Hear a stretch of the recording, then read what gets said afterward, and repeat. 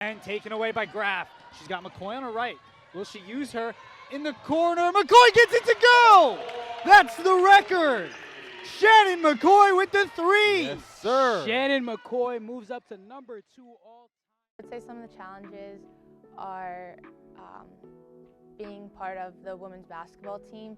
There's big differences between the men's game and the women's game, and you have people who look down on the women's game because it's slower, there's no one's dunking, like all that kind of stuff. But when you look at the whole picture, I would say that women's basketball, there's more tempo, there's more like sets. It takes more knowledge to play the women's game than it does men's, and I think it's overlooked because of how more exciting the men's game can be at times. We're not publicized the way a men's athlete would be, whether it's Division I, Division II, Division III. You definitely see it more at Division I level just because it draws more attention. But the same effort, the same amount of time that the men's athletes are putting in, I can guarantee you across the board that the women's athletes are doing the same, if not more. They're represented well, but there's room for improvement. I think, something that sticks out to me is the fight for equal pay with the U.S. Women's National Team.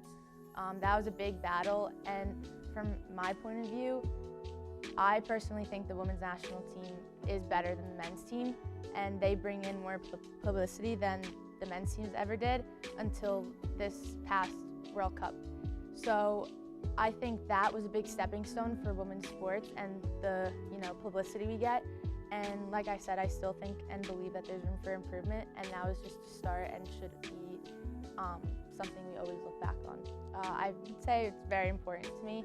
It's a chance to embrace all the good things women do in athletics, but also the world. And it shouldn't have to be 1 month that we celebrate it. It should be represented all the time because it's big. It's a big deal, and especially Women's History Month. It's a chance for us to embrace it and really emphasize it and let the young girls know that they have what it takes to be something special, and to really encourage them to do what they believe is amazing and follow their dreams, because at the end of the day, in 20 years, they're going to be the future. They're the future of women in sports, women in the world, and they're going to be accomplishing things that we haven't or didn't, and they're going to be the ones that we are talking about and reading about in the future to come. I really looked up to the women's national team for soccer. Believe it or not, I actually wanted to play soccer in college before deciding I wanted to play basketball. I just really grew up loving the game, and that team, when you had Abby Wambach, you still have Alex Morgan, and I remember at the time there was a player, her name was Shannon. I don't know why, I think I just loved her because we had the same name.